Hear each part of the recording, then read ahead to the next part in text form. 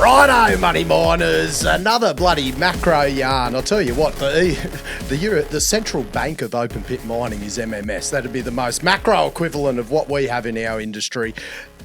The force to be reckoned with in moving rock in Australia, contract ready, big yellow gear ready to go. Macro people are on Fed watch, mate. Mining people are on MMS watch. They are, exactly. And tell you what, this guy, you know, when you're born with the name Paulo Macro, that is his christened name.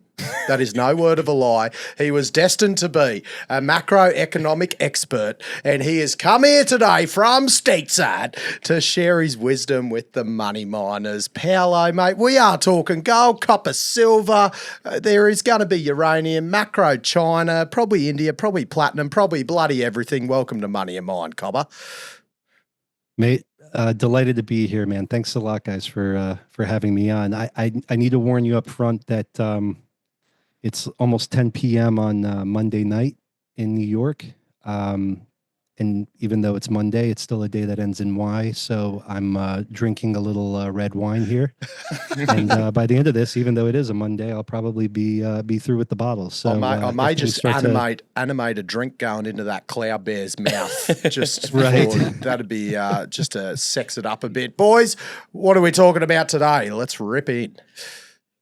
Paulo, we've got a heap to chat about, but you said something pretty funny on a podcast you did a couple months ago, and I want to start the conversation there. So it was along the lines of your trading style and getting a bit overconfident, and you threw up a little sort of story that you've told your mates now, if you ever get too overconfident, to get on the phone, call your wife and tell you to stop you out of sort of trades. So I want to sort of start with that story there and hear a bit more about how you like to invest more broadly.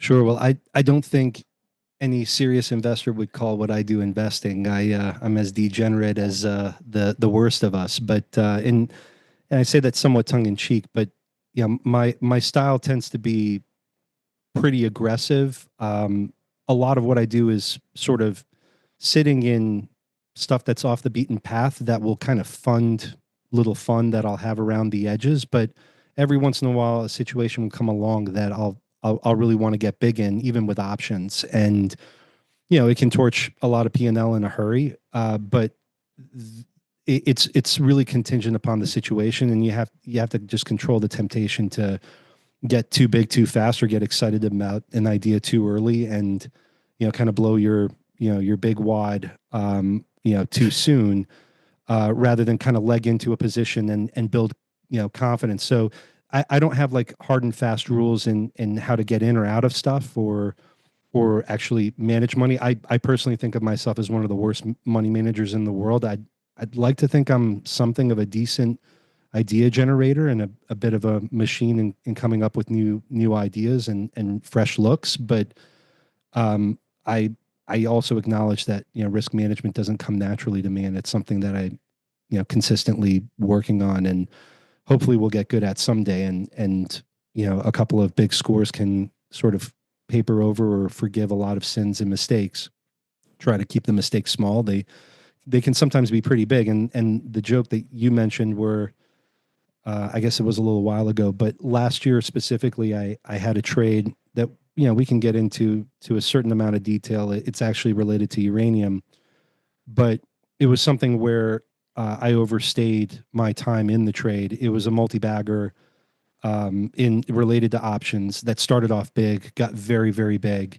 And, rather than cutting it aggressively when I started to feel like it wasn't going to work out, I stuck around too long and gave, back what was, and I know this is going to sound arrogant and people are going to be like, oh, that's bullshit. It didn't happen. Like it happened, but I took a year in 23 from being up something like up 15 to down 15 at one point, all by April, to up 200 to finish the year up 30. And you can say, oh, boo-hoo, you were up 30 last year. But it's like, it's pretty terrible risk management and money management to leave that kind of money on the table. And it's real money because it's mine. I don't have a boss. I don't work for anybody else. So the lesson that I had in giving so much back towards the end of the year, and people are always talking about their high fives and how well they did and their big scores, but really the stuff that sits with me is, leaving that kind of money on the table. The I don't mean to go on for too long on this because I know you have a lot of questions, but my framework in kind of pressing a year like that actually comes from stuff that I've read about guys like Stanley Druckenmiller. I'm nowhere near this kind of guy. I'd love to meet him personally one day, but I always understood that, from hearing him talk about his record, if you were to take out sort of his 4 or 5 great years over 30 plus years, his record would actually look quite pedestrian. He might not even beat the S&P, kind of single digits, right? So he needs these kind of handful of big years that are totally unpredictable in advance, where he's up, triple digits. That gives him that 30% plus record over time. Now, he's never had a down year. He'll also freely concede that if you clocked his year from like April 1 to April 1 or any other month, he would have a down year. But so there's an element of luck but also in how he thinks about the calendar, and conserving his capital when he's down. But what he always talked about, like what his big years have in common when he's up 100, is that it starts by being up 30. And then he feels like he's really got his eye on the ball and he's just in the flow, or like what Kovner talked about, who's another one of the greats, where he says that, trying on macro views is like sort of like trying on a suit. You look for things to click and things to fit with your framework and how you think about the world. And suddenly like 9 out of 10 things in the suit will fit. And you realize, okay, I got it. And it shows in the P&L. And I'm not a day trader or even a week to week kind of guy, but like when you're running on a multi-month tear and you're up 50, like that's the year where you kind of know, you need to go for the throat.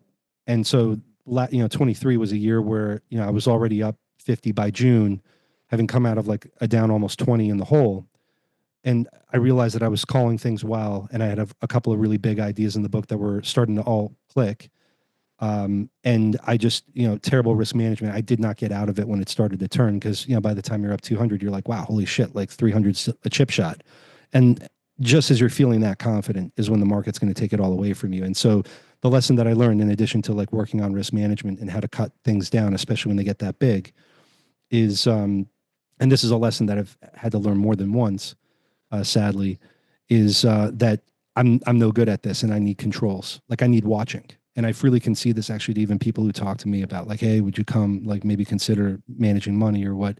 I said, like, you don't want me managing your money, A, and B, if you did, like, I need to be watched because I need somebody in my life to yank my chain when the 200 turns into up 150 and say, listen, it's October. Why don't you go home, for the year? Like you're up 150, like call it a day, take the W.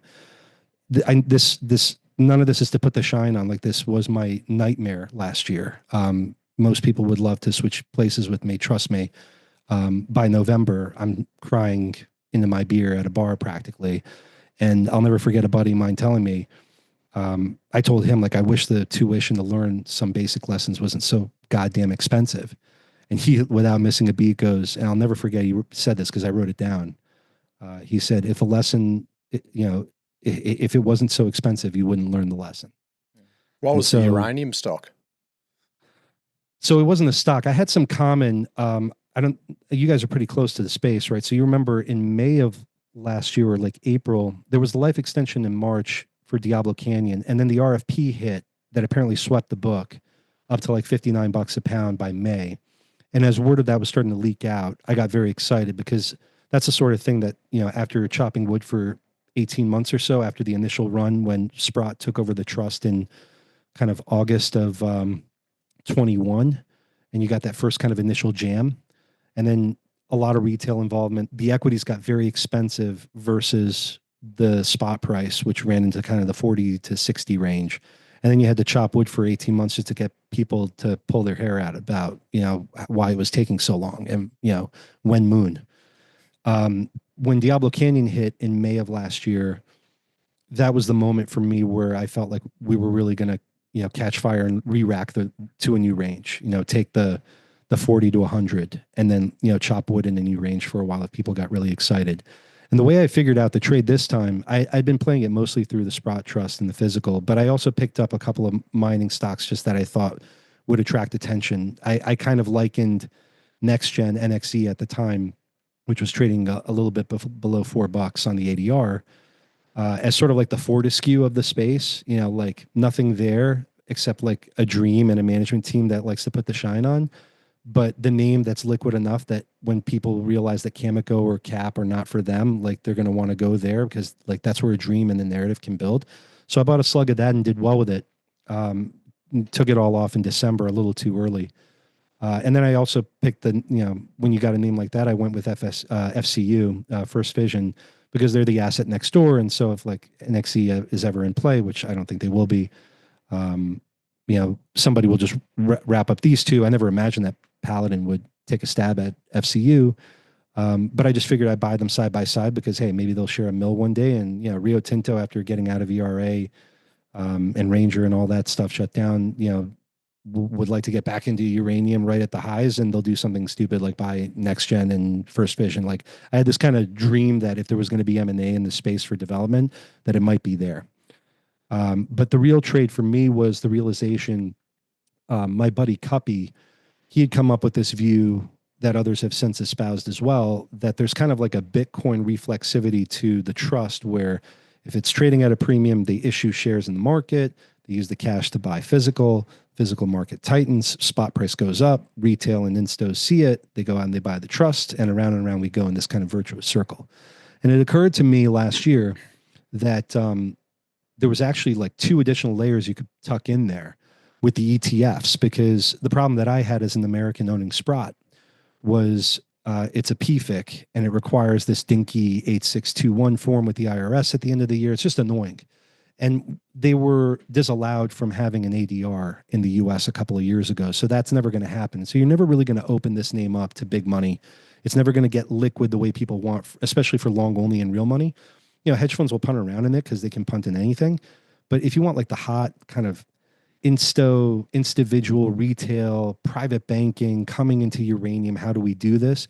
Like you want stuff that's listed in the US without all that headache. And so I started to look around at the ETFs, the URA, and then especially the URNM, which was the Sprott Miners ETF, and remembering that this stuff had deflated a lot from that run in 21. So now the spot price was pricing, kind of upper 50s. The equities had gone from pricing, 30 to pricing 80 to kind of pricing 50, 60. So they sort of deflated enough where it was like in line with the spot price. And I figured, okay, now there's a little bit of torque in here if spot really gets going. And then it occurred to me that they had just listed options on this stuff. And mind you, this is June, July of 23. It was very illiquid. Volumes were low and everything. It was a very boring summer. Is these options on the uranium mining ETF? On the uranium miner ETF, yeah. And I looked at URNM specifically because URA had like Japanese utilities and like other, constellations, and there's other stuff in there, engineering firms. And I just wanted the miners. URN, the major one, URNM, that doesn't have Cameco, Kazatomprom, and one of the Chinese ones. Is that right? No, they both do. So there are 2 ETFs. URA is the bigger one, actually. That's more liquid. URNM is the miners ETF that Sprott also took over. And if you remember when Sprott took over the physical trust, the junior one. Okay, the juniors. They don't have Cameco and Cap in it. That's right. Yeah, the URNJ, I left that alone because it was very small. I think this thing didn't even have like 200 or 300 million in AUM at the time. Yeah. The Sprott, the bigger one, the miners one, had about $1 billion. And the other one, URA, had like 1.5 to 2 billion of assets. That's not as big as the Sandvik ground support division.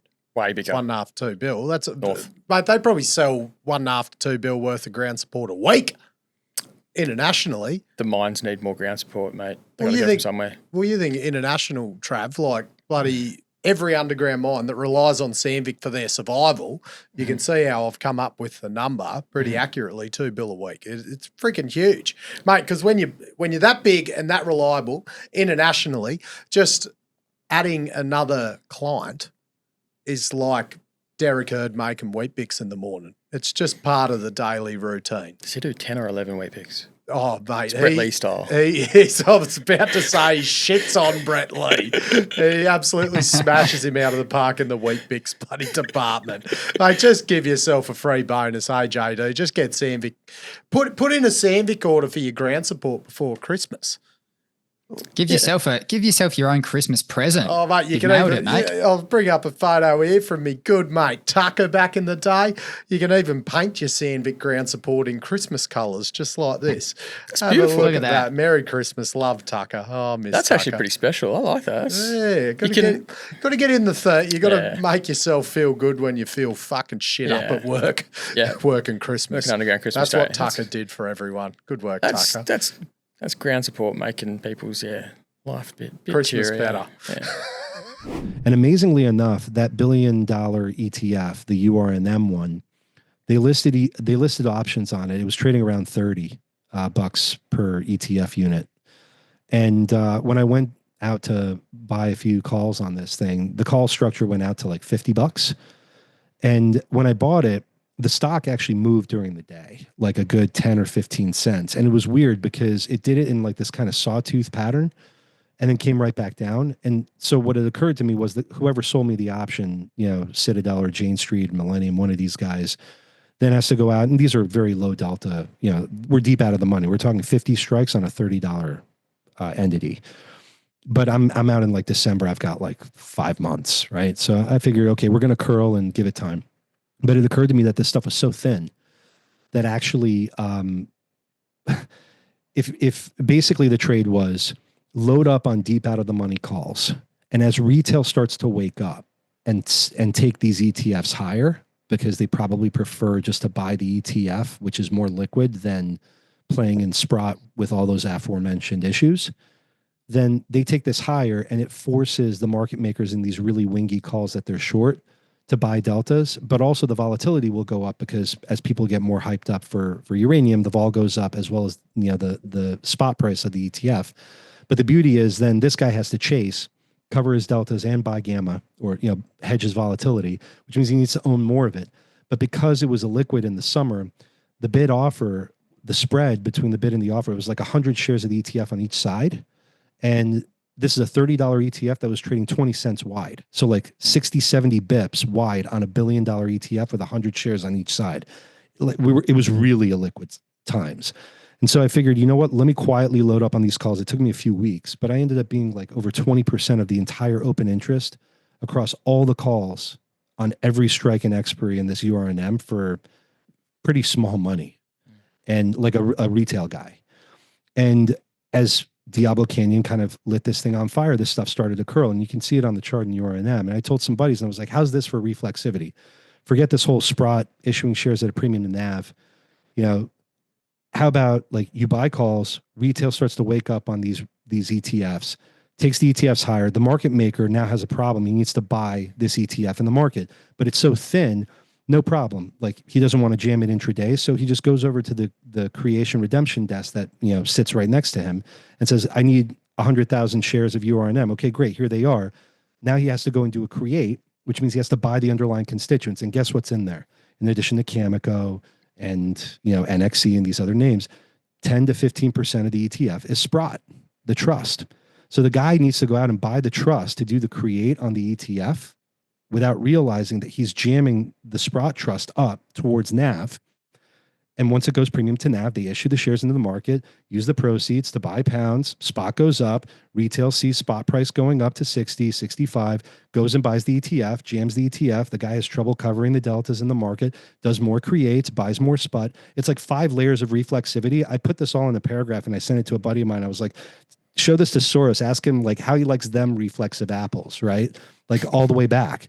And as you can see with the ETF, they like hooked into August, September and like went right to 50. And I overstayed my welcome because once word of this trade started to get around, guys started lining up above me at like 55 and 60. And there was some guy out there, I still haven't identified who this maniac was out there for like 50,000 calls at 60 bucks. So I'm like, oh, my stuff, which I bought for like 15, 20 cents, 25 cents is going to 10 bucks, no problem. And I'll make like, pinning the strike his issue. You know what I mean? Anyway, that long way of saying 50 is around coincidentally where the rally stopped. And rather than just take it all off in September and say, thank you very much, I overstayed my welcome and left a lot of that money on the table. but that was like probably the most fun I'll ever have in uranium. Oh, And geez, it's frankly, fun to listen to. I don't need to stick around for like $500 a pound, like to get my thrills. Like last year was it, but like as I say, I left most of it on the table. It was just bad risk management on my part. Do you think I've heard like there's a theory out there that a lot of the big money managers position themselves in the uranium equities and then start buying spot on the theory that buying the spot and issuing more capital, buying more pounds lifts the spot price, which lifts the sentiment of uranium and then flows into the equities. Yeah. Do you think that happens or not? I don't know, man. There's so much money sloshing around. I don't think that. I mean, I'd like to identify as a conspiracy theorist, and like my buddy says, my buddy Shrub, who you guys have had on, he joked the other day. I identify as a conspiracy theorist, and my pronouns are "told you so." I wouldn't go that far in terms of like guys muscling around and like they'll see like, okay, spot. I hear that spot is going to tighten up, so like, how do I express this? Like maybe I'll buy some equities for torque or what have you. Like, sure, there's a lot of that. For me, like, as long as we're talking uranium, I'm still big on jurisdiction and especially like the ease of listing. And it still bugs me a lot that Sprott doesn't have the US listing for the trust, right? Because that's kind of like the cleanest expression. But it also bugs me that like there's almost a negative convexity to it where when it falls out of favor and the spot price comes off like it did earlier this year, once we went through 100, now it's been kind of chopping in the sort of low 80s, right? The discount will blow out. Like we've seen this in other trusts in the past. And so like it almost to me seems mechanical. You want to wait for this stuff to go out of favor, kind of get invisible, wait for the yellow eyes to come off of people's Twitter accounts and stuff. Check out like if it's trading kind of 15-ish% discount to NAV and start buying it there. But once you get to NAV and they start to issue pounds, unless you're like playing for some kind of moonshot in the spot price, I don't know if you're ever going to really get that explosion in a premium to NAV because they're always right there hitting you in the face with stock in the market. And so while that's great if it takes the spot price up because they use it to buy pounds, you kind of know that guys are going to jump in front of that. And more I see guys using liquidity on days when there are headlines in uranium to place an offer to get out of their positions in spot at like a nickel below the NAV, knowing that they need to beat spot to the market because spot is going to be selling a penny above NAV, and it feels like to me, if this can't blow out to a huge premium for whatever reason, there's no real kind of moonshot in it. There's no torque. So I've tried to spend time in uranium thinking like, how do I torque like a longer term, bullish view? Because I'm still bullish I'm constructive on uranium. Supply demand is certainly going to be a problem. The jaws of deficit are real, and I don't know if Arrow and Rook and I mean, NXE, like I'll never touch again. That's not, Fortescue with Andrew Forrest that actually gets built. And I know that even he can, rub some people the wrong way with, Anaconda Nickel and some of the past stuff. Like he's a promote, but at least he built, a huge mining operation that mines real stuff. I'm growing increasingly convinced that NXE is the scorpion, not the frog, and that they'll never actually build this mine. Wow. And I mean, I'm not like 100% convinced. As in they will never build it or the mine will never get built? A combination of both, but I'm actually growing more and more concerned that the mine itself will be a much greater challenge and take a lot longer. And the view that this mine could be here. Yeah. Like, I mean, imagine a world where it's, 2029, 2030 becomes 2035. Like there will be a panic, right? It's great for the spot market and great for, the price, but, yeah, we're living in a different kind of cycle where in many commodities, I kind of want to be as close to the commodity and to the physical as possible. It's not like the miners all fly anymore where when the commodity price works. There's some cycles where that still happens. Like last year with the uranium miners, they really had a nice move out of the hole, but I don't know. It's getting harder you really have to pick your spots when it comes to the miners. And so for me, actually, I have a really dumb thesis now. And mind you, none of this is investment advice. Again, like this is just stuff that I think about and do with my own money. So if anybody loses money on this, especially taking in, the thought from a cloud bear avatar, like you deserve to lose money. But like the way I think about uranium now is how can I get that US listing without punting around in the ETFs, right? Because they're full of a lot of garbage that, will never really mine uranium, and, you're just kind of playing greater fool. So I kind of needed a narrative to latch onto. And this is going to sound really dumb, but I got really big into this uranium royalty trust, the Amir vehicle that he hived off from UEC. Yeah. Because I wanted to get out of the Sprott Trust for a variety of reasons. Not really happy with them. That convexity, the lidding at NAV, among other things. I don't ever really want to deal with Sprott again, to be honest. But I went dollar for dollar and sold all of the SPUT over the last kind of several months and poured it into Uroi instead, because the way I figure it is, I want to be smaller, and now SPUT is huge, right? It's like what, 6 billion. This Uroi royalty trust is 300 million, 400 million. It was like 200 million when I looked at it a few months ago. It got briefly below 2, and maybe it was like 250 million. They own pounds, so they're like SPUT in that we have physical. I think they have like 2.7 million pounds. They have royalties, which are all Mickey Mouse, and most of it's whatever, garbage. But hey, we have royalties, so like we're kind of like Franco-Nevada, right? Like like we're the guys who made all the money during the last gold cycle. So yeah, I traffic in narratives. I don't traffic in truth. Fundamental analysts and PMs at pod shops traffic in truth. I move in stories. So the story is, it's a U.S. listing. It's got pounds, so it's like SPUT. It's got royalties, like they can pitch themselves as like a Franco-Nevada, hopefully not a Sandstorm or something. It's small, so it doesn't take much for 300 million to moonshot to $1 billion, right? It's going to take a lot to get Sprott to 3x. And there were a few other things in there as well. Like, Amir went on CNBC not long ago, and he's trying to make himself like the face of uranium in America because it's a critical material and it's strategic, and we know it. And so he wants to be part of the answer. Tim Taylor's the face of power in Australia now for CrossBoundary Energy. Speaking of faces, he's got a great face. oh, look at him. I've got the face right here. Remember that face, ladies and gentlemen? Look at him. And look at that face speaking at the WA Clean Energy Forum. So, and I'll give you a bit of backstory on this forum. That speaking position that Tim was doing, that had about 82 energy experts apply to be that keynote speaker, and it went to an independent board to review all the applications, and they had to pick the most appropriate and most respected power expert in the Oceania region, not just Australia. What is it that Tim's an expert on, And mate? Tim Taylor was chosen to deliver his expertise. Mate, he's an expert on hybrid power stations, independent power producers, and just anything mine-side power related. So, mate, all you need to know, listeners, If you mine needs think power, you think hybrid, you think independent power producers, Tim Taylor is the first and will be the last call. He is the regal of power. Keep his face looking the way it is. Mate, don't stress Tim out and make him get all flogged by not calling him. Why would you want to ruin a face like that? Anyway, CrossBoundary Energy and Tim Taylor, the go-to independent power producer. Didn't he do that when UEC did the recent deal with Rio Tinto? Yeah, exactly. When he bought the Wyoming stuff. Yeah. Yeah, good on the promotion, that fella. Yeah. No, exactly. And that's the thing. It's like he's a promote. I haven't met him. I won't speak ill or well of him.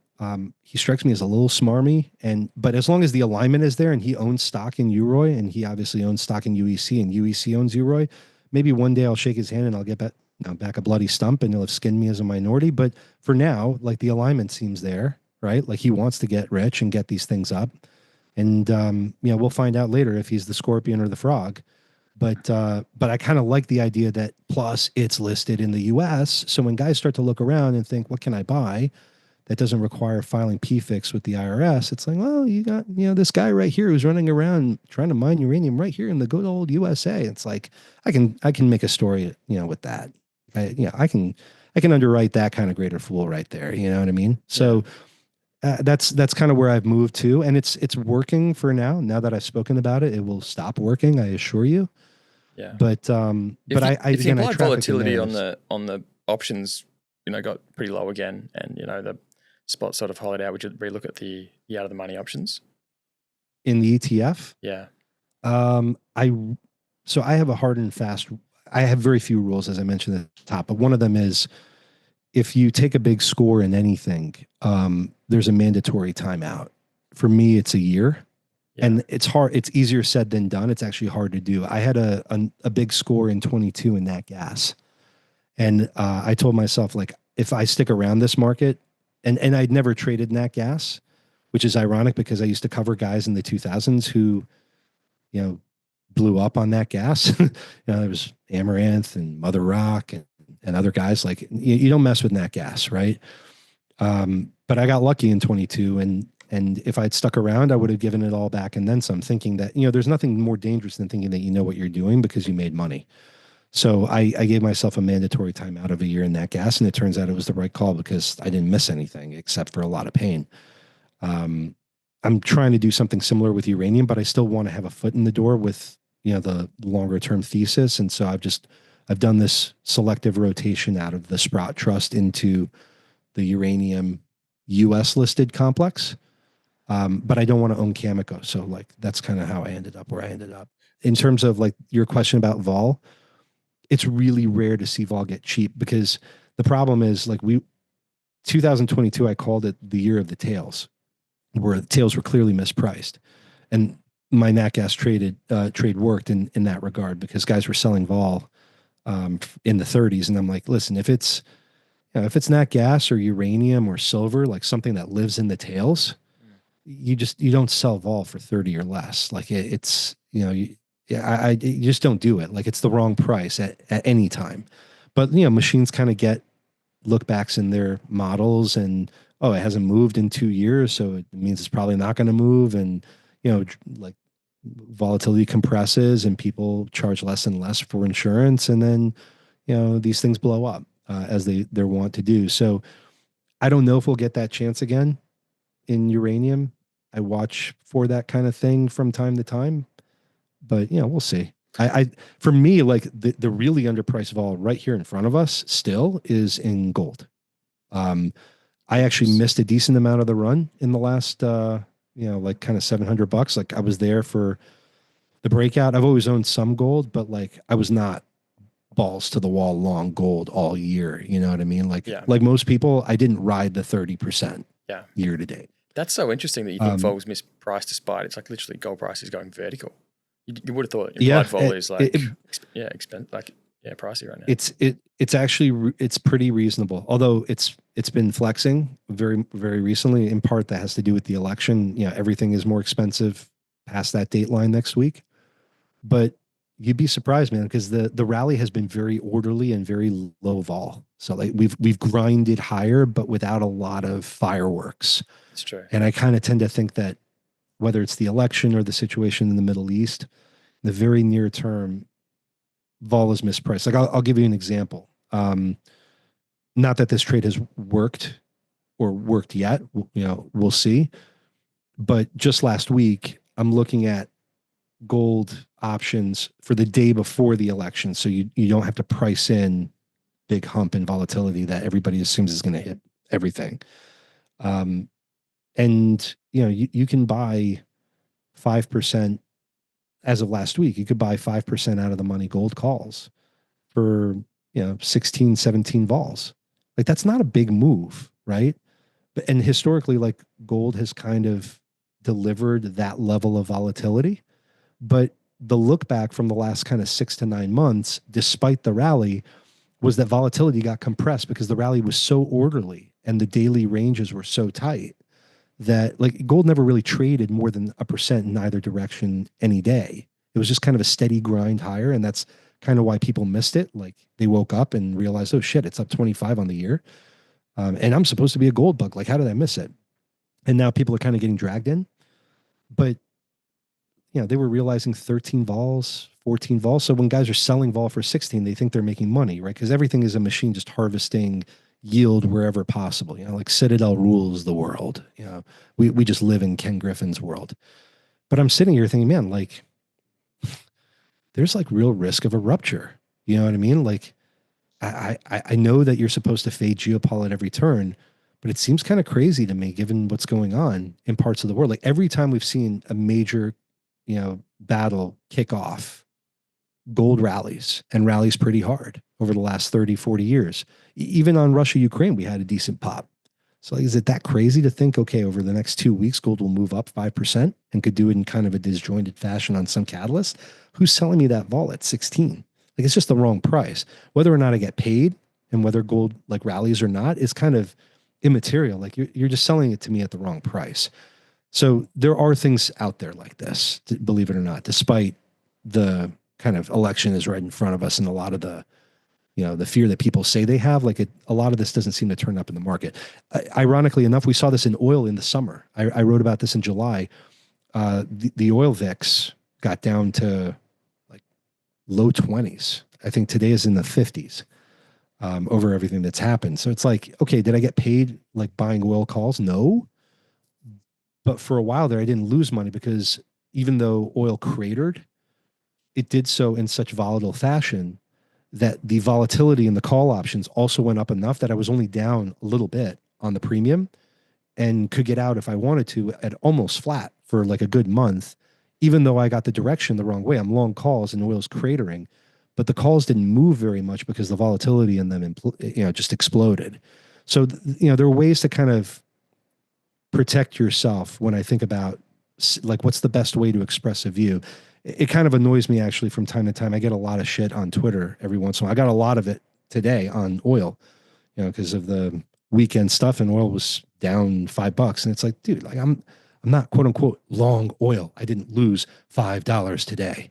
Like actually the names that I owned were down one. Like it wasn't a bad day for me. You know what I mean? Like it depends on where you are. But you're only as good as the last call you made on Twitter, and I had a lot of idiots out there. But. What commodities and sectors do you think are most sensitive to the result of the election? Boy, that's a good one. I'm going to probably change my mind by Tuesday, so I'm not even sure where to start with that one, man. No, because I think right now, like gold is still.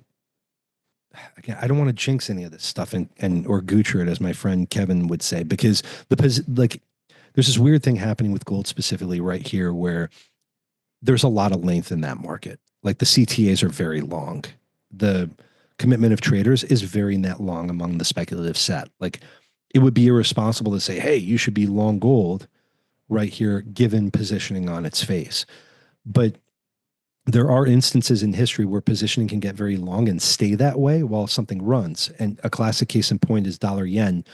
Before the wipeout in August, the length got to all-time historic long dollar short yen a year ago at like 140.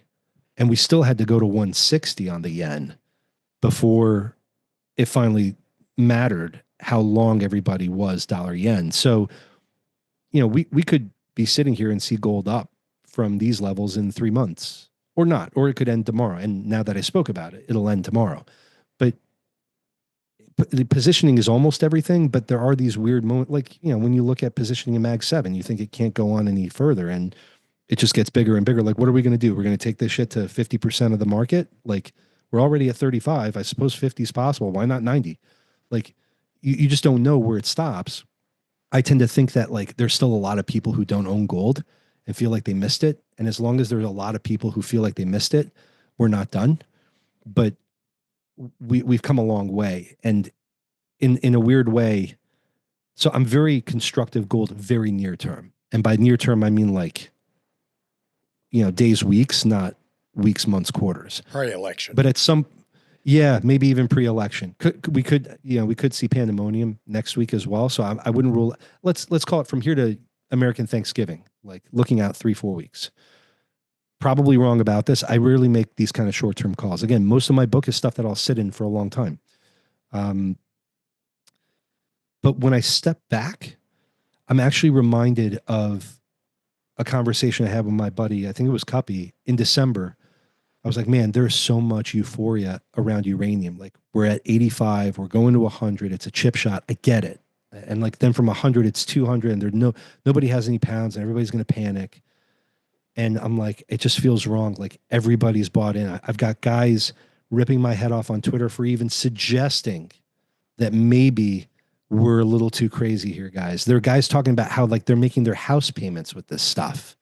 Like this is wrong. When you hear people talking about paying their mortgages off with uranium, forget it. Like you got to be looking over your shoulder. And at the time, copper had gone completely invisible. We were at like 360, 370, and Cobra Panama had already happened. Guys were taking their balances down. You know, we were looking at like surplus to flat, maybe deficit, and nobody cared. And I'm sitting here thinking copper's invisible. I'm willing to bet, looking out 6 months by June, that copper will have done better than uranium purely based on the love in the market and the invisibility of the other. And I sit here and I think kind of similarly to gold versus oil. Yeah. Except that like oil is a little different now. I would have said this with high conviction a month ago.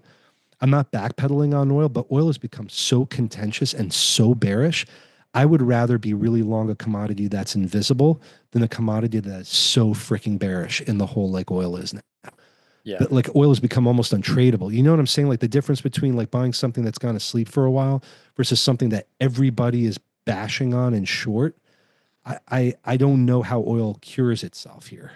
It felt invisible to me 2 months ago. Maybe it moonshots the other way. I don't know. And then we'll all point to Middle East tensions. It's like, guy, Middle East has been on fire for a year. Like, where have you been? Maybe it's gold, copper. You know, copper's kind of invisible again. Platinum, palladium, they're invisible. Yeah. Yes and no. I would just qualify it with, and this is not impugning at all. It felt like half a dozen good friends of mine who I respect a lot and do real work all woke up on platinum at the same time in the last 6 months. But not palladium. Truth be told, I know platinum a little better than palladium. I saw the headlines about potentially sanctioning palladium. It's lit a fire under it. I don't know how to trade these sets of headlines because I don't know who's chasing this. Like I know what the story is in the news, but I worry that like I'm reading a lot of news about this and maybe it fizzles quickly. And I also don't know just how much differentiation ultimately there's going to be in this stuff because when it comes to big money, like PGMs or PGMs, I get that these commodities have done vastly differently over the last year, 2 years, 5 years, 10 years.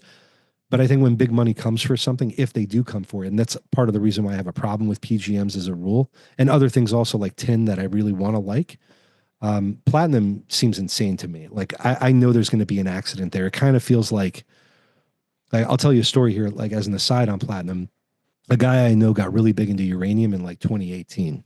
Launched a fund just to do it. He's not a name that you guys would know, like from Twitter and these places. Although there are a couple of guys who are real, you know, just dynamite on the subject who run funds, who have social media presence. This guy keeps a low profile. He sold all of his uranium earlier this year. And his view is like platinum is the next uranium. It's where it was a couple of years ago before it started to go. So I agree that it's invisible on kind of a longer term time frame. Like it's far given up from dead, like discount to gold.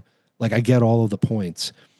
I just got a little nervous that like from May to July, a lot of guys got hip to it all at the same time. And I've seen that happen before on stuff. And usually it takes a little bit of rinse to, or like just wood chop to kind of ease that out of the market a little bit and cool things.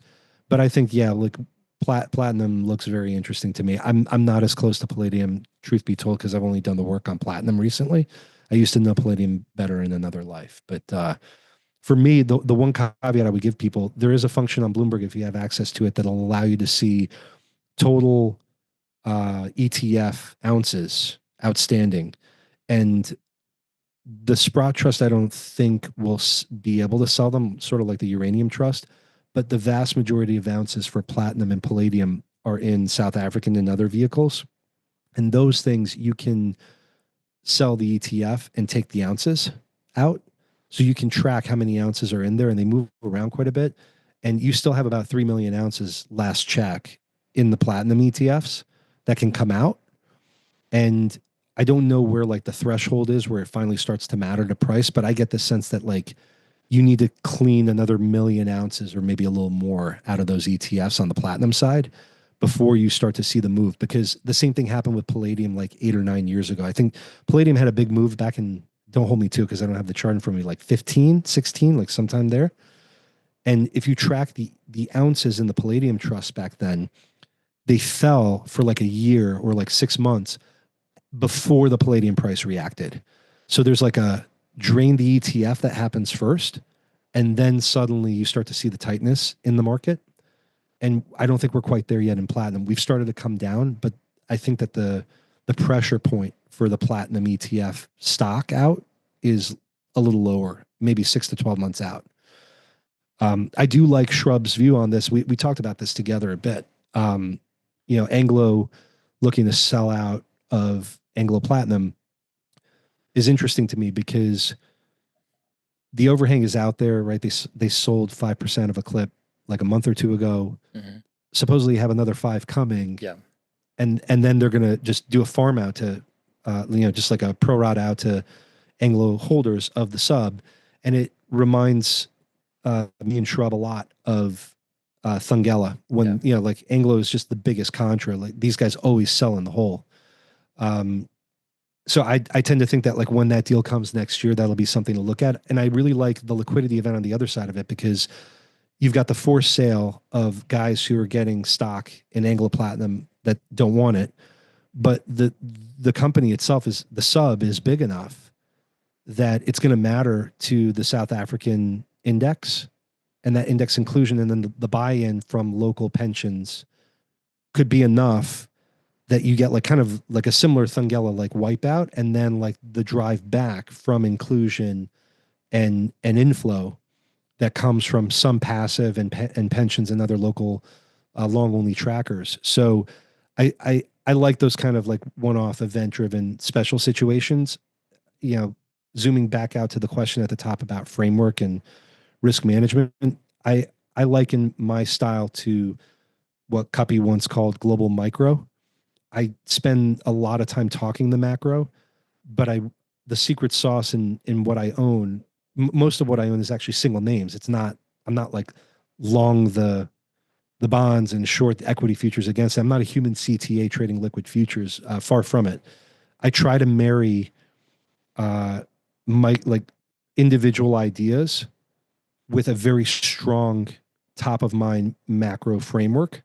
And I won't trade in anything where one is not aligned with the other. So if there's a crappy micro expression of a macro theme that I really want, like Sibanye would be a case in point. Like I know Sibanye is going to torque because it's levered as all shit. And, the last time platinum ripped, it ripped. And it's going to be like the Cameco. It's the liquid name that people want to buy, maybe. I don't know. I took one look at the corporate presentation a few months ago. I don't mean to shit all over it because some friends of mine own it. But it's like, I don't know where I would even start with this company. It's a disaster. Like a good year for these guys is a dozen people died. And so like the ESG guys and the long onlys will never own it. And then you're competing against hot money and they're playing the quarter, they're banging the week. And yeah, it's too much headache for me. Like there's easier money to make in an expression like that. Maybe I just need to own the physical. I don't know. But a special situation like an Anglo Platts when it comes could be interesting. But then I'm getting long a platinum miner in the marquee, 70% world production, they're 10% or 15%, whatever it is of global production. So the macro, the micro are kind of looking downfield the same way. You know what I mean? And then if I have a lot of conviction in the trade, I'll size up or down accordingly. Ding, ding, how do you ding, feel about Anglo shareholder? Oh, here we go. CFD. How do you think, Paulo? I should preface, I do not own Anglo Platts yet. Like I'm really taking my time on platinum. In fact, speaking of mandatory timeouts, I did the work. I loved it. But again, enough of my friends like all sort of pitched it around the same time, close together enough that I was like, mandatory 6-month timeout on platinum. I won't even touch it.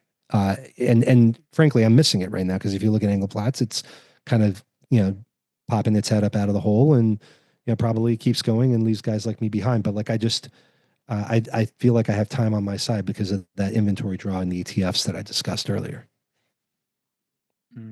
And the ETF, there's a Sprott one as well, but is that on the do not touch list despite how it might be trading? That's I'm not interested in Sprott, man. Yeah, there's that cross current there, but also like I said, I won't do business in my market operations with Sprott again.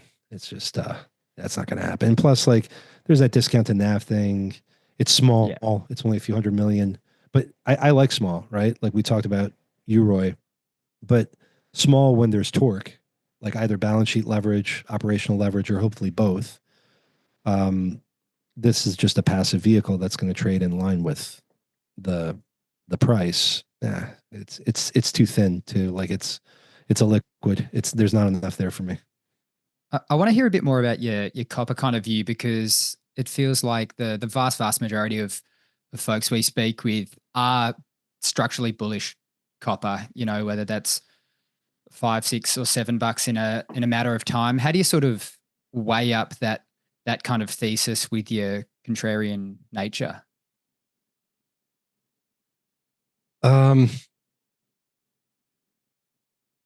Yeah, copper, it's tough because it's contentious, right? Sort of like, I mean, oil is really contentious right now. Copper, I think, is a little less so. I think what's interesting about copper right here for me as a thesis is the visibility kind of comes and goes, as opposed to oil, which just seems to be relentlessly top of mind for bulls and bears alike for some time now. But there's also kind of a layer of ingrained skepticism around copper because the narrative is sort of tired for the bulls from the whole electrification perspective. Like rewinding back like 3.5 years when copper went into the hole with COVID and the lockdowns and then came kind of ripping back out of the twos, went to pretty much 5, right, in a year and a half. And then by early 21, you had Jeff Curry from Goldman, the head commodity strategist at the time, you know, banging the drum on the new super cycle has begun. You know, like we're going to do the 2000s, but the 2020s are different. And we can talk about that as well, because I have kind of a spin on this. He was banging the drum and has been for the last few years on copper and the lack of investment, which all of these commodities face. Like you can say this about pretty much anything.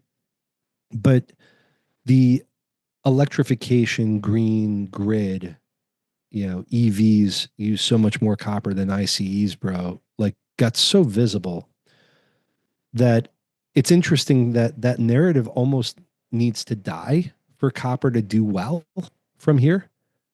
Like, in a way, it was because the narrative for electrification became so obvious that like the price is just sort of chopped between that kind of lower 3s and $5 level for the last few years. It's exactly to frustrate the bulls who, to them, electrification and, you know, installed pounds in EMs like India, you know, are woefully underinvested in terms of just laying copper wire and such installed capacity. I mean, that we almost need to like electrification as a narrative needs to die for copper to move higher and find a new range. And I don't think that copper moonshots the way some of the commodities that live in the tail do. I started my career in the early 2000s, and I saw the move for copper from that kind of eternal multi-decade 70 cents to $2, $1.50, finally break through and re-rack a new range from $1.50 to $4 in the 2000s on the back of the China emergence.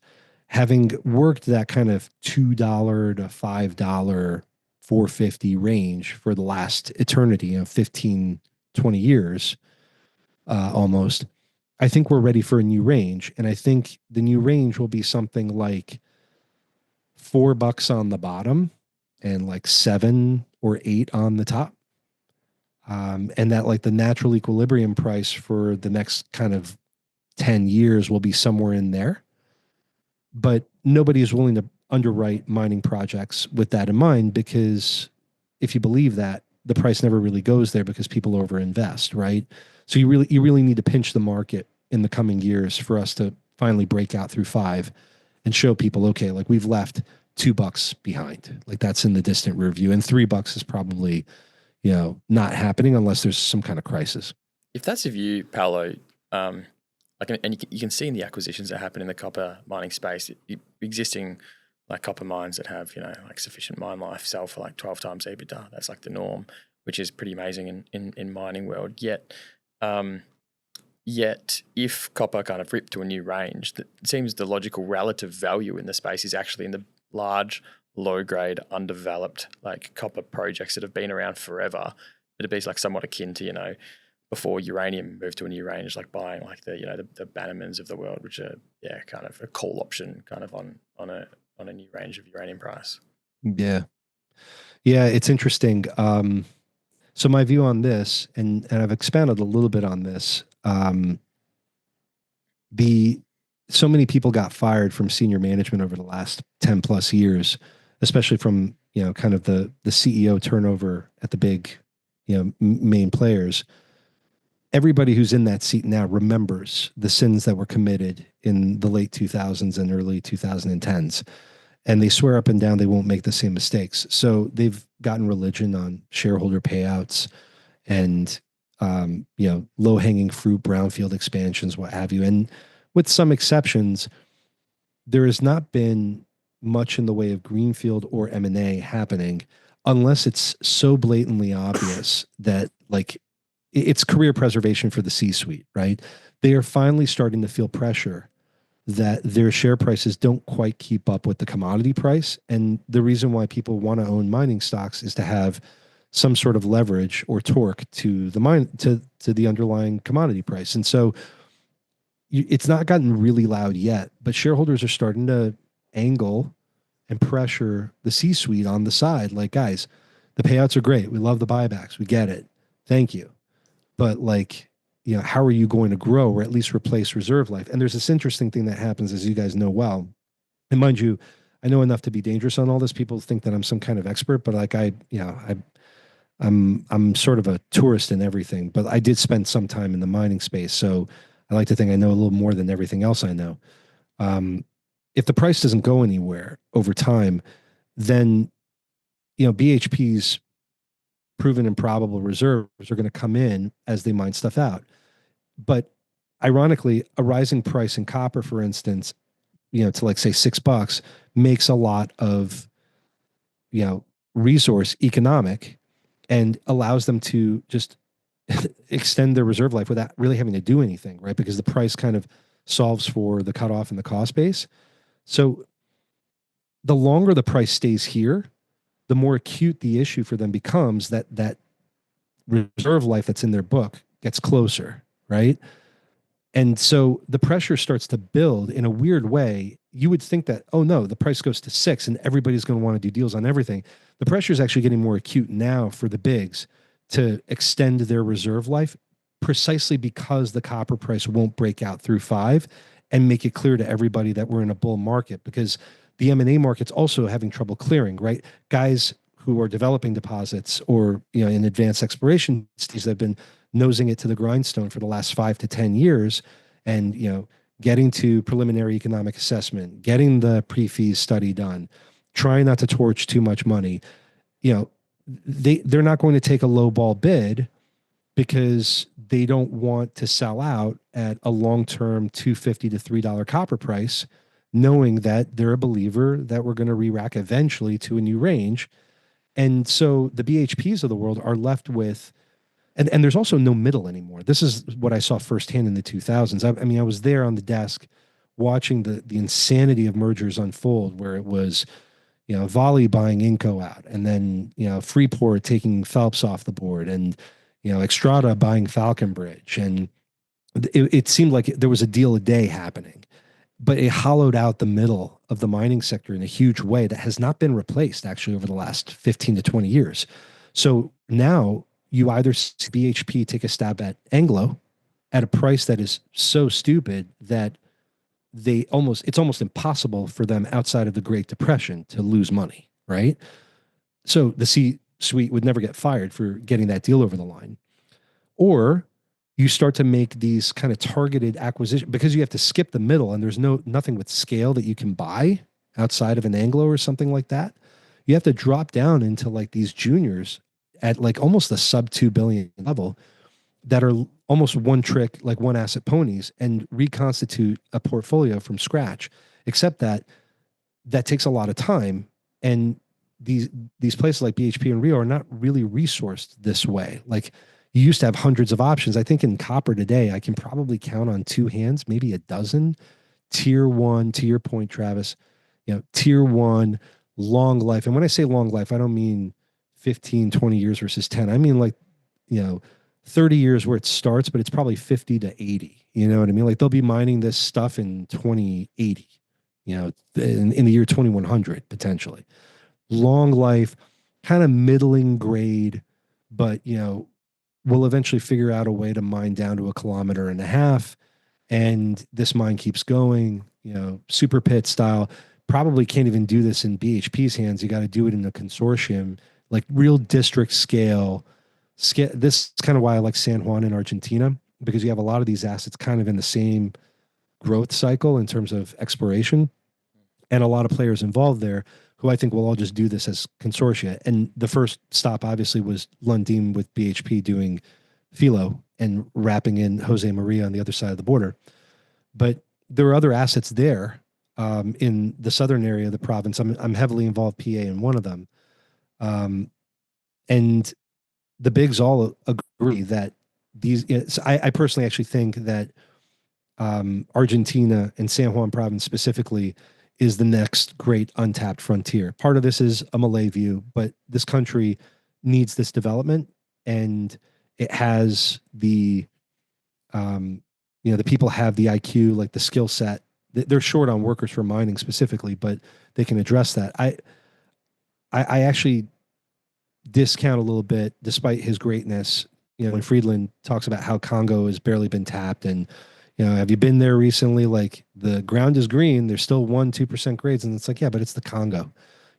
I get that Argentina is a basket case, but it's moving in a direction that has chilly potential on it that a place in a real frontier market will never have.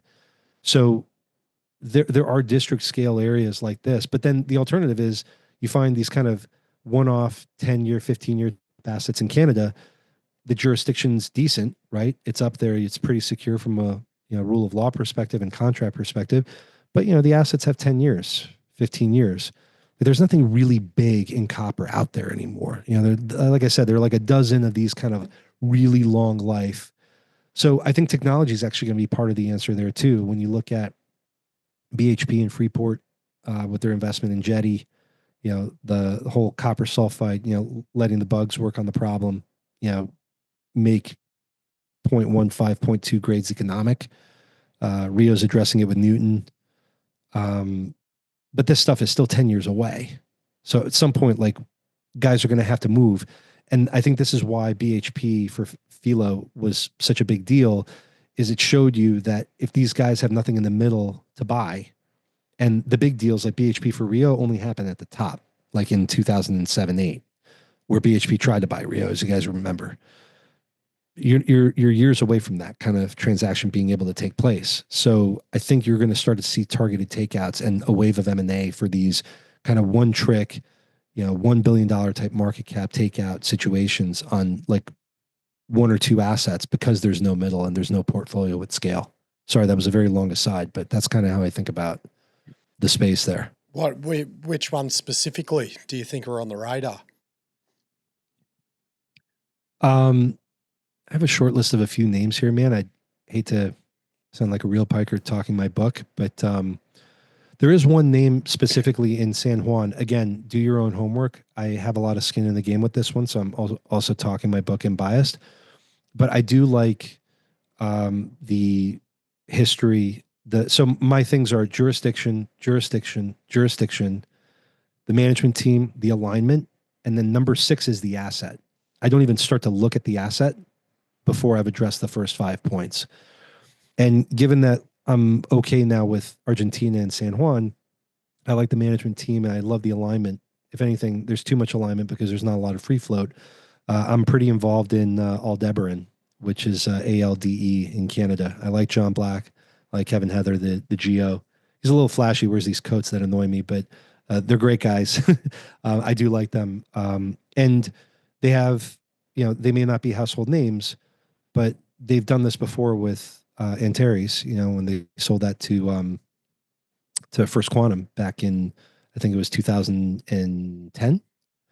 So I look for guys that have a track record of taking a find to, through drilling to advanced exploration to PIA, potentially pre-fees, but looking for an exit because the asset in San Juan is just too massive for a junior to ever contemplate building. In fact, I don't think a major miner will be able to build this. I think that ultimately, so you have Glencore blasting over the ridge at El Pachon. You've got Anto with Los Pelambres on the other side of the border. You have McEwen mining like 25 kilometers away with Los Azules. You have major power and infrastructure needs here. Water could be an issue, but if these technologies coming out of Jetty and Newton, the copper sulfide technologies work, that cuts down water consumption by like 70%, which is very ESG of them, but also solves a lot of problems that you don't really have vineyards and stuff like that in this province. So you're not competing for water. There's really nothing there, but still it's a nice to have, be able to show the government that you're using less and doing more with less. But this is district scale. Like you're going to need a consortium to actually get together and build all of these, and they'll build them all at once, a few years apart. But like it'll get done in a coordinated fashion because the investment needs are run in the billions for each of these assets, and they need to be coordinated among the majors. So I tend to think that when you think about San Juan in this perspective, like district scale, but this isn't Ivanhoe's, slashing and burning and in the jungle. Like this is pretty difficult at altitude, but also like Chilean scale, requiring just enormous investments. I mean, the three assets that I mentioned would be the 10 billion in capex all in, I think, when everything is said and done. But you're also talking about Argentina potentially doing a couple of million tons a year, if everything that they're drilling holes for across the province and in other provinces like Salta ever come to the market. So we'll see, man. I like the region. How do you think about the sort of probabilities or the likely candidates of paying you in the case of a takeover, with the likes of any sort of Chinese buyer essentially being chalked off by the Canadian government? Yeah, so it's a wrinkle in the jurisdiction argument, right? Because you want to be in a place that respects the rule of law, but at the same time, these kind of strategic grounds create issues around an exit and a sale. Given that the assets are Argentina, but the listings are in Canada, I'm not particularly fussed at China being in the room. But there are other buyers also that you might be able to get over the line. We're starting to see. I'm hearing more and more about gold miners looking to diversify into copper until recently when the gold price finally woke up. But then you look at what happens to Newmont on results day and you think like, geez, they can't get gold mining right. Like, what are they going to do? But I've been hearing for some time that the gold guys were looking to the majors were looking to diversify into copper. I think that the gold price has rallied enough that that's probably not top of mind anymore for them. But you also have Canadian players, like the Canadian Pension Plan, Ontario Teachers. These guys are actually starting to do direct deals at the asset level. I remember seeing one. I think the asset was McIlvenna, which was Foran Mining, if I remember correctly. It was a couple of years ago, like 3 years ago. I actually owned Foran, so I should know this better. But again, we're drinking on a Monday night, and it's almost 11 p.m. here.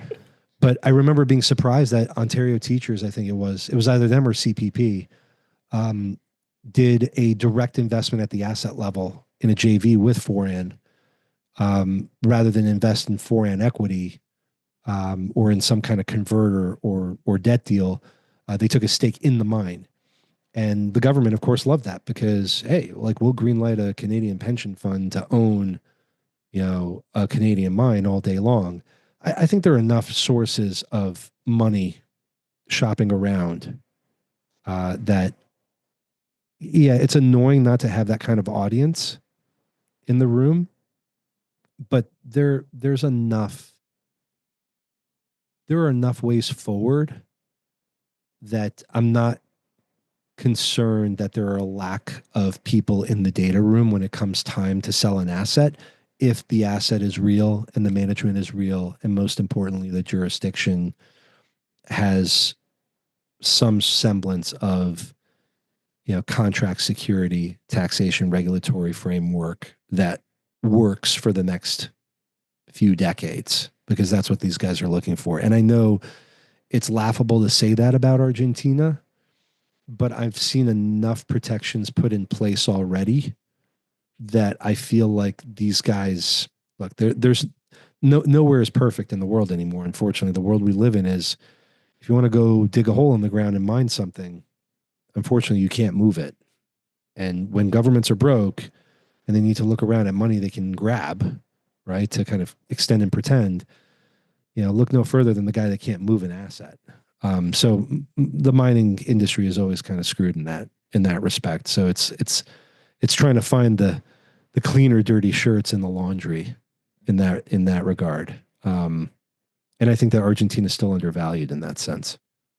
Yeah, you heard Rio Tinto CEO kind of sing its praises when they acquired Arcadium, which is proof in the pudding there. I just want to get your That's right.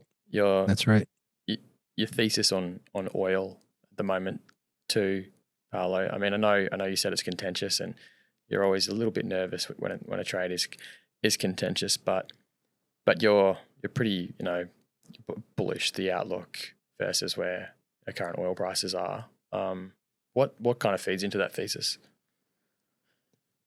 Yeah, so a few points, and I've elaborated on them in a disjointed enough fashion over the last year and a half that unfortunately I never brought the thesis together properly in one place, and so people kind of view me as this sort of permeable on oil specifically. And yeah, look, maybe the moniker is fair. I've certainly not traded oil from the short side over the last year and a half, and there have been plenty of opportunities to do so. I tend to think that oil, again, going back to framework and making sure you're aligned on the micro and the macro, anything that's in either a primary or structural bull market or bear market, like, you never trade against the primary trend. I might punt around like the edges if I want to like fade a trend, but I'll never do anything with any kind of conviction or size against the primary trend. And for me, oil for the last few years has been in a bull market primary trend. The problem is that we have run into things since Russia, Ukraine, where we hockey sticked into the kind of 120 plus area that have required us to rinse a lot of physical barrels and market paper length out of the futures and options market, in a nutshell. But the thesis is basically this: supply demand is tight, remains tight. The consensus in the market is that it's not tight and that we're drowning in oil, that it's going to get looser, especially in the first quarter / first half of 25, because that's when we tend to consume much less oil, just seasonally. And that's also when we tend to build inventory globally. And that other kind of key points to the bear thesis, I discount anywhere from modestly to profoundly. One big bear point, shale is just out there and it's endless. And look at how long these laterals are, bro, and like how much more efficient, these wells are, right? The rig counts have cratered, and yet the Permian's never done so much oil. And it's like, okay, let's start here. Keeping it short and very simple. Production per foot has actually fallen a lot. So yes, the laterals have gotten longer, but efficiency is going down, not up. Okay. This is because tier 1 acreage has largely been drilled out. So what explains the burst that, took us from 10 to 13 million barrels over the last couple of years, with that hiccup in COVID? Okay. I think that it was guys recognizing that shale was a hot thing, especially the Permian, and were dressing up their assets for a sale. I mean, who can possibly deny that we saw an enormous amount of M&A in 2023, culminating with Exxon Pioneer, and, Matador and several other, private, Crown taken out, et cetera. I don't think I've ever seen that much oil patch M&A in one region in such a short time in my career. I think that the Permian has plateaued. the market consensus for the next year to 2 years, depending on who you listen to, because these numbers actually do vary, runs anywhere from up 500 to up 2 million on U.S. production, primarily attributable to the Permian.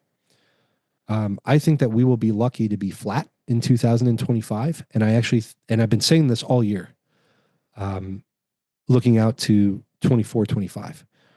And I think that there's actually a real chance that it's down.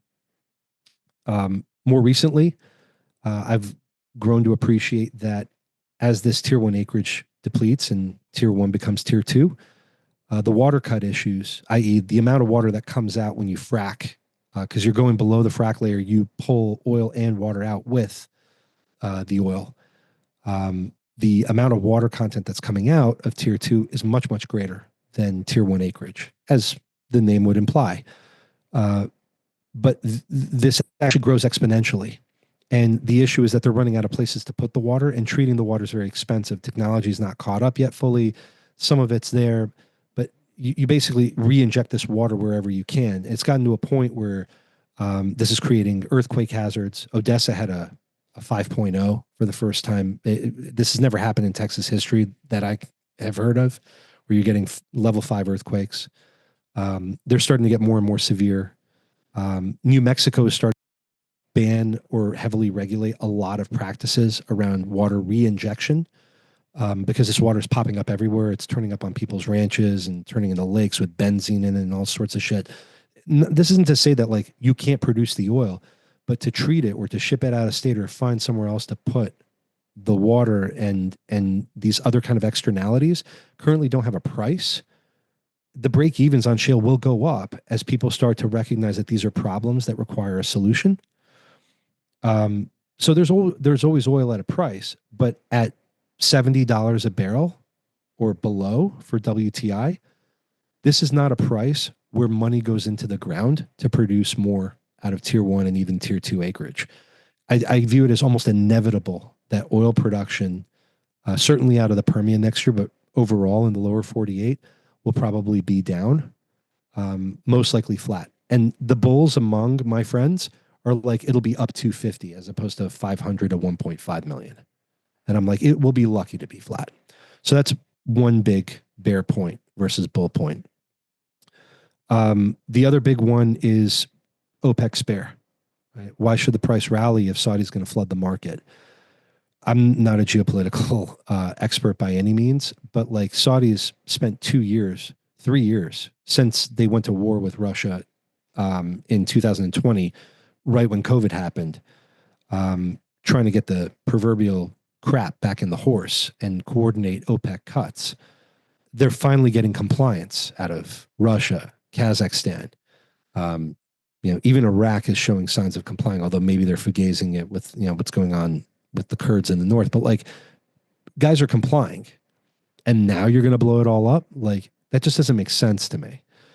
The spare is not as high as people think. It's a very long conversation. You kind of have to go line by line, country by country.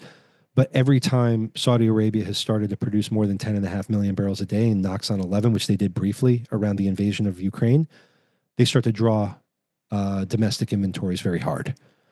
And so like what you realize is the production number and the export number are not the same thing. They say they're producing 11, but they're actually selling in 11. And when they sell 11, they draw stock. And so they can't produce 11 because they're drawing stock. So I think that Saudi is kind of sustainably capped at 10.5, and they produce 9.25, 9. So that kind of 2 to 3 million spare is really like 1.5. And then you go country by country and you realize it's sort of the same across all of them. So when people talk about 5 to 7 million barrels of spare, I think the number is really like 3. Some people say less. They're considered kooks. But when I look at their math, I'm like, yeah, that's actually not unreasonable. So when you start to pick at the thesis, you realize like, what's going on here? Why is this market down so much? I've got friends who are like, oh, CTAs rule the world. They completely swamp the physical market because the paper markets are trading way more than physical ever trades on any given day. And I've heard this about gold. I've heard this about everything. I think the real problem is that since the Russian invasion, every time the market started to tighten and the financial market for oil futures, WTI, Brent, started to rally, and the time spreads would backwardate, suggestive of a tight market that required barrels to come to market, because contango is how you incentivize storage. The reverse, when the curve flips the other way and near dated prices are higher, as you know, is the way the market punishes storage and rewards people to bring the oil out, right? And that's how you draw. So ever since the invasion, we've just seen time spreads tighten, and then somebody hits the market with a huge physical dump. The first one was the SPR, which just annihilated the market in the summer of 22.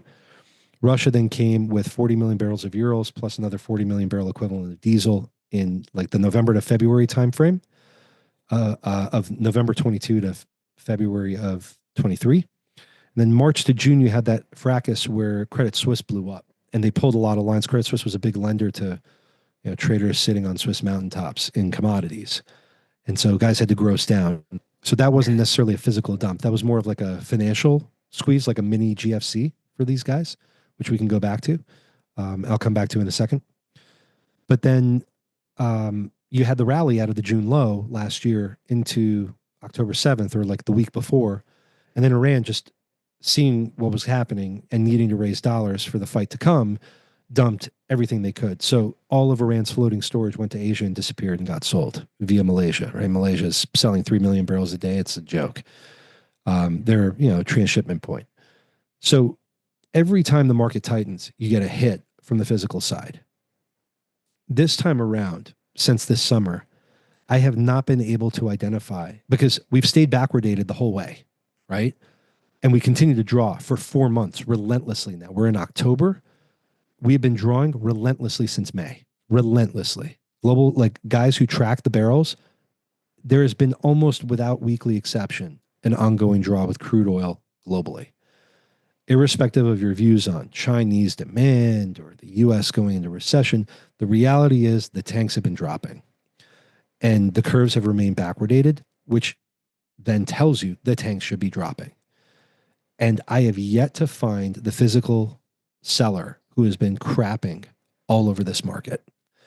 And the only way I can explain why we're here is that the price makes the news and not the other way around. And that we've seen the ultimate flush in financial positioning over and over and over the last 2 months, which culminated on September 10th with that commitment of traders in a position for Brent, WTI, gas oil, diesel, the HOs, and gasoline, RBOB, being in a net short position across the complex of all five when you aggregate it all up for the first time in the history of the COT. It's never happened before. I had to go, now granted, Brent on the IC wasn't trading back then, so I was trading some crude in the aftermath of Lehman, and WTI specs did go net negative, net short back then in like October, November. You'll see it on the commitment of traders. But this was a time where we went into such a steep contango that Exxon hired a dozen VLCCs to park off Houston to carry oil for 2 or 3 months at like a 40% return, because you could buy oil at like 25 and forward sell 3 months later at 35, 40, and literally rip 10, 20 bucks a barrel on a simple carry trade, holding it for a few months. And the only way that was available, because the VLCCs were available, right? Like nothing was moving to Asia. Everybody was just dying. But what was really blowing people up was that nobody was lending to anybody for anything. Lehman blew up. Everybody pulled lines. There was no capital available at any price. So unless you could self-fund, via the Exxon trading desk, like no bank was lending them lines to do this. So they had to take accrued like internal cash to do this. That's not available. Like that's not the problem today. There was a mini that when Credit Suisse like pulled some lines, but that's not what's going on here. Like the curves are backwardated, not in contango. There's no financial pinch point in the trades. There's balance sheet available, and there's no physical dumper. I don't get it. Like there are conspiracy theories around about how Team Kamala wants to keep the gas price below $3, and this. Like I can think of a multitude of answers, like putting the blind man's hands on the elephant. I don't favor any which one. I have a few that I kind of prefer, but like this is the sort of situation where when I post something constructive about oil now, I get so much vitriol back. It's almost the inverse of where uranium was back in December. My only slight hesitation in the whole thesis is that the positioning is so heavily like you're an idiot. Like oil has AIDS and it will not work for at least another 6 to 12 months. Like it's the contrarian me is screaming inside. Like all I need is a death of oil cover on The Economist to pass out, right? and just go all in and be irresponsible about it. Except for the fact that it's contentious and there's still a few guys like me out there who are just banging this drum of like, guys, this doesn't make any sense. The Economist didn't do it, but I think Bloomberg wrote an op-ed on the end of oil. It feels like we're close. Yeah. We're close. If that cover hits, just know that like I'm drinking really, really hard to control myself that day. Anyway, that was a lot of detail and went on for a while, but it's not that it's complicated. It's just that it's kind of multifaceted because there are a lot of points that the bears point to. And when you address each one, you're like, no, actually, that's not true. No, actually, that's wrong. No, that's not true either. What are you left with? And it's like, okay, I'm bullish. Now, am I long the flat price? No, I pick some spots. I'll occasionally buy some calls when vol was cheap. I haven't owned calls for a little while now because, some of them went to heaven and, vol exploded and I took some off. For me, I'm again in expressing the micro. So I have a very passionate macro constructive bullish view on oil, especially looking out beyond, the next few weeks to months. Once we really wring this positioning issue out and it maybe needs to go to sleep for a month or two. Okay. I think the expression is in interesting things like, well, the Permian is screwed, but a big winner in all of this actually is the equivalent of what we talked about in copper. Really long life, reasonably kind of middle of the road cost. So you get operational leverage at a higher price point and a higher price deck for oil. With potential improvements, completely forgotten, used to be the hot thing 20 years ago. I'm looking at you, Canadian oil mafia, who have been suffering more than, like, you think oil guys have suffered. I don't know anybody who's taken as much pain as like Canadian oil fans over the last 3 years. It is stunning what these guys have clung to. You know what I mean? Like you must be just addicted to pain to love Canadian oil. But I look at like Sands plays, yeah, and I can see a path where like Meg, again, I'm not going to like make a recommendation here, but on the strip, these names are so cheap that I'm looking at the entire float being gone in 4 to 5 years on a buyback, just out of cash flow. Right. So like there's a ticking bomb of like the forcing function in some of these names. I own a decent position in a small name, Greenfire, which has a couple of Sands assets up in the hanging stone. This thing is so shitty that it came to the market via SPAC. And people laugh at it like, you bought an oil SPAC? And I'm like, dude, I've only ever heard of one other oil property be acquired by a SPAC. You know what it was? It was Vista, which is an Argentinian asset. And if you pull up VIST on your Bloomberg, you'll see it looks like Madoff's chart, like 45-degree line for the last 4 years. The thing has been a banger, straight up. So it's like, I like stuff where people's, and mind you, I think SPACs are insanely stupid. I made a decent amount of money just shorting SPACs and garbage sight unseen in 2021. Waiting for the market to turn, because like there was a time when you were doing 1, 2, 3 billion of these a night during that heyday, like post GameStop and that kind of January, February timeframe in 21. And most of it we all knew was just idiotic, like flying EV helicopters and shit, like Jesus. But here is this asset that the Japanese were desperate to sell. It's high cost. It's long life. Extremely long life, like everything up there is. But it's the sort of thing that, trades at what, 1.5, 2 times EBITDA at the strip. And mind you, there's also an angle here where they're selling, WCS crude. They turn on the Trans Mountain pipeline. Now this has an exit, so you expect that kind of discount to WTI for Canadian crudes to start to narrow. There's another interesting angle here. And again, I'm no expert on this stuff. I really rely on others to help me along with this. But in the same way that guys are flaring gas in the Permian because they have no way to send it. Now, granted, they have Matterhorn now, but like it's still a cost to them to produce oil because they have to pay to deal with the gas. There's an issue growing around the Montney with this surplus gas. Currently, a lot of Canadian oil sands players will import, mid-continental gas up to blend because their grades are so heavy. You need to blend it to be able to put it in the pipe and ship it. So you kind of have to cut it, right? To use the parlance. And the more that gas becomes a very active byproduct out of the Montney, the cheaper gas becomes for these oil sands plays. So their costs are going down because the gas they need to buy to cut their oil with is getting cheaper because the Montney is doing a Permian in that sense, right? It's becoming more gas heavy. And you have more infrastructure build out in the Montney to send this gas their way. There's also an implication of this, which means that mid-continental gas in the US will increasingly have trouble finding a home up north, right? So the same issues that you're seeing in the Permian are going to happen in mid-con. But all of this is music to Canadian oil sands players whose costs are going down for gas and drilling and other things.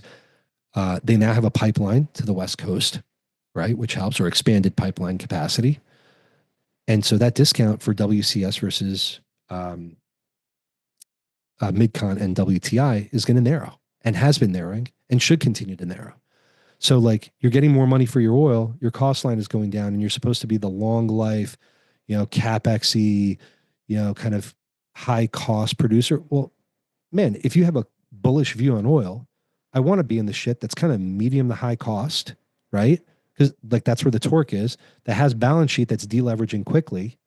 So like, X marks the spot. This goes back to when we talk about how do you marry macro with micro, right? Like what's the way to express? Man, I want to be long sands and short Permian, like as a framework in all of this. Because it makes sense, right? Costs are going up in the Permian, as we discussed, break evens will go up, while Canada's going down. And like the market's not hip to this because everybody I know in oil is either miserable, broke, or at a pod shop where they only care about like what the numbers are going to be at the end of the quarter. You know what I mean? So like there's stuff to do. It's just not a lot of people care. But that's kind of how I think about oil and also expression. So when I get shit like on days like today where oil's down $5 and people go nuts on Twitter about it, I'm just kind of laughing because I'm like, okay, green fire was flat today. Did you notice? Like I did okay. Yeah, Seadrill was down 3. Okay. But did you see that it popped 8 last week because, it's in play?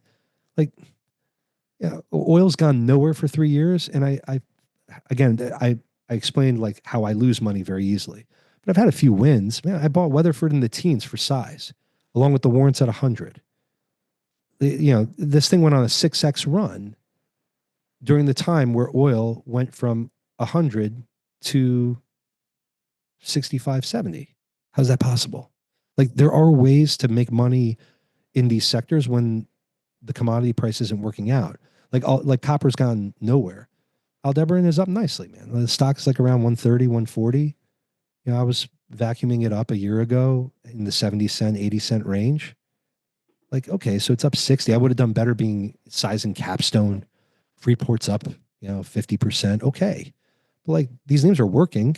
Copper isn't even that exciting yet. So, but like most of the copper complex is not working.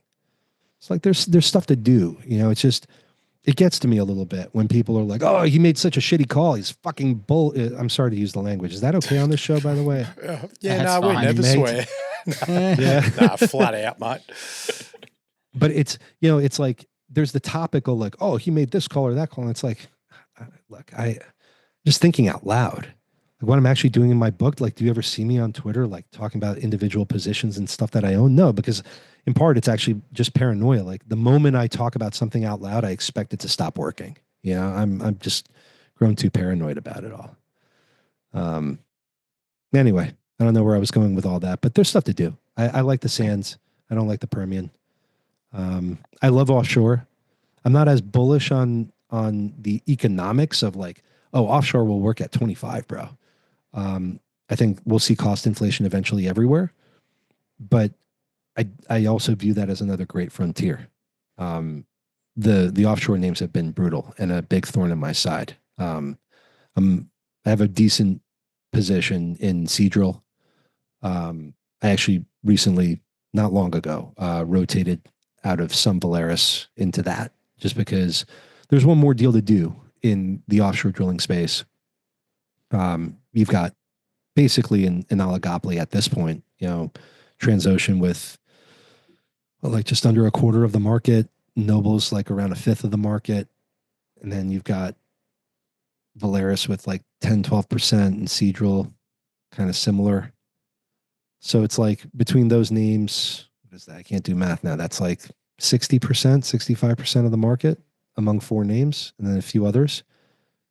There's Noble took Diamond, so they're probably not going to be on the dance floor, but like the way the moment I saw the announcement a week ago between that Seadrill was looking at potentially being merged into or with Transocean, there was a surprising amount of misunderstanding about this. Like I'm not entirely sure that deal happens. I think it makes a lot of sense for Transocean and everything has a price. So depending on the ratio, I'd certainly as a Seadrill holder take 50-50 to be in the combined entity. I don't think that Transocean is an insolvent corpse. I think that Thigpen has done an amazing job considering the hand he was dealt. I mean, this is the one name that never filed for bankruptcy. So it's really easy to be a holder of any of the other names and talk about how difficult, Transocean has it. And it's like, remember that this name never filed and never, cleansed the balance sheet, which means that they also didn't zero you as an equity holder. But the match makes sense between those two, but I got the sense that like Seadrill's like the last chick on the dance floor and she looks pretty good, but it's 1 a.m. and the lights are about to come on and the DJ's packing his shit. Like there's one more deal to do here. And this news leaking had to have come from Seadrill or their bankers to get somebody else to the floor because this situation needs to get competitive. Like, is Valaris really, and I know that they have the jack up business. And so like Valaris and Transocean, they're not really simpatico, blah, blah, blah. But it's like Valaris really going to sit there with 10% market share and watch Seadrill end up in the arms of Transocean and watch Transocean go from 23% to a third of the market while they sit there at 10 to 12. Like what is Valaris going to do? Like they already have basically no debt, right? But they've got some white space. So like, why not just round out the fleet? I would love to see a deal where, and this is me thinking out loud, where Valaris buys Seadrill, takes the 7th gens, hives off their jackup business and is just, Valaris X the jackups or tosses it to the Saudi JV or whatever, or like lists that or sells that out, or I don't know, just sell the whole thing to Bor or somebody else and just do, deep water, the semi subs, the ultra deep water, the 7th and 8th gen portfolio, merge Seadrill into that and call it a day. And then you're sitting there at the same size as Transocean in terms of rig count, right? And you've consolidated the market into 3 players. Like that combined entity would fly. And Transocean ultimately would benefit from it as well because, leading edge day rates would rally on consolidation and what have you. Both deals are interesting to me, but Seadrill's in play. And it's like nobody cares because it's, kind of trough mid-cycle, but there's interesting stuff to do in offshore. What else? Yeah, that's it for oil, man. I could go on for like an hour on oil. I'm sorry. Yeah, I'm tiring you guys out, and it's 11:30 here, man. No, you guys sound sleepier than I am. You must have bloody hooked into some piss during that time, mate. You'd be bloody carton deep.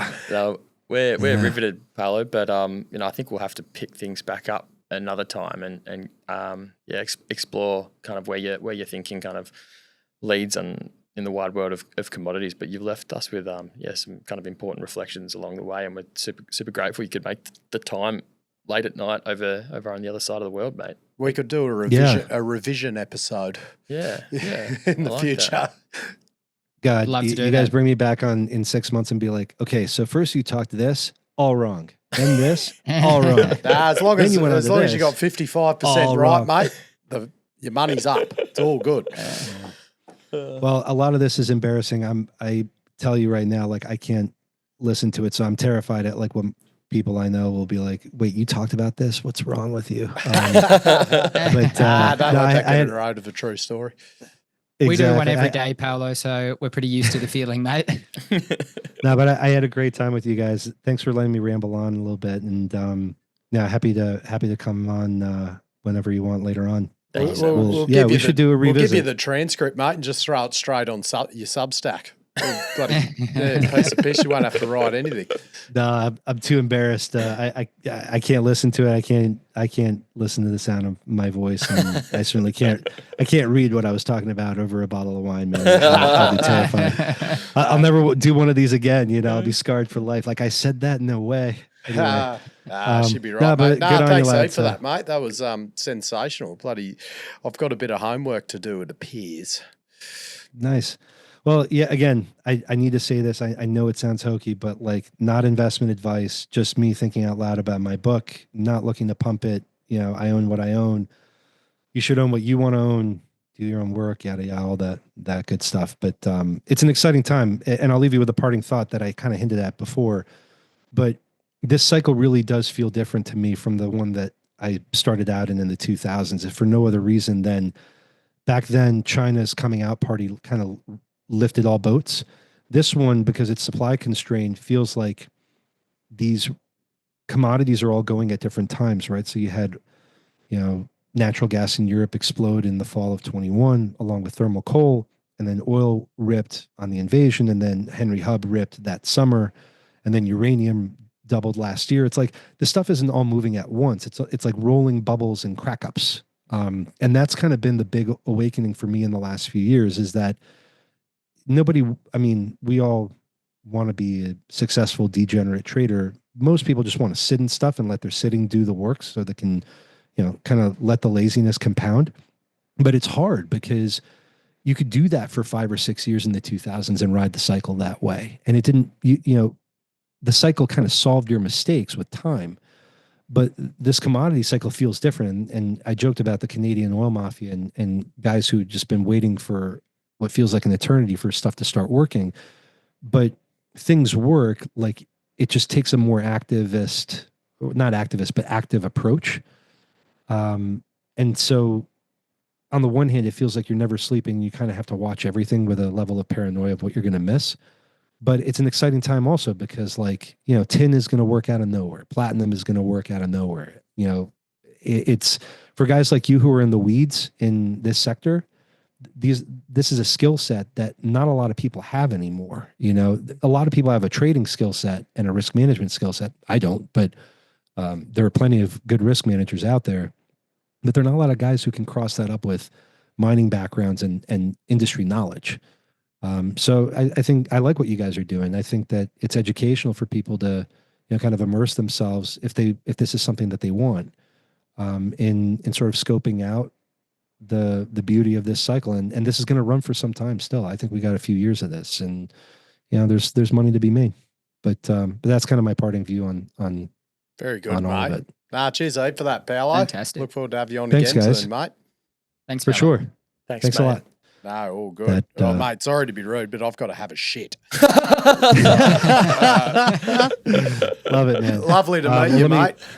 Yeah, pleasure was all mine, guys. And if I said something that was really fucked up, please, feel free to take it out. Whole thing's going up, mate. It was awesome. It was I'm great. also. I'm going for that shit. Sorry. Yeah. Well, there we go. Hot tip for an early morning interview with Stateside. I've got to go to the dunny before it. Oh, good stuff, Paolo. That was friggin' awesome. Plenty. That was We didn't even have to ask questions. He started asking his own in the thing, and you just let him go. I love having gurus on. So easy. love that. One train of thought to the next, and it goes on and on. So good. It's a pleasure. You were hooked for the uranium bit, Matty. I saw. I love it how it got in first too. friggin' love it, because people need to get in first with MMS before they get too big. Very true. Very So true. Then get in for get in before Christmas for some bloody Sandvik ground support. And mate, I don't know. Look, I can't make any promises, but CrossBoundary would probably get a friggin' hybrid power station in. I'd say before next Christmas. Makes sense to me. Easily. And all our bloody other great friends, Australian Earthworks and Haulage, MMTS, CRE Insurance, K-Drill. Grounded. Bloody Grounded. How good are Grounded? Greenland's equipment and hire. Oh, What else mate. we got? Get a spark chart up. Bloody good at spark charts, JD. Come to mention it. Couldn't be better. Hootaroo, lads. Hootaroo. Have a good weekend, money miners. The information contained in this episode of Money of Mine is of general nature only and does not take into account the objectives, financial situation, or needs of any particular person. Before making any investment decision, you should consult with your financial advisor and consider how appropriate the advice is to your objectives, financial situation, and needs.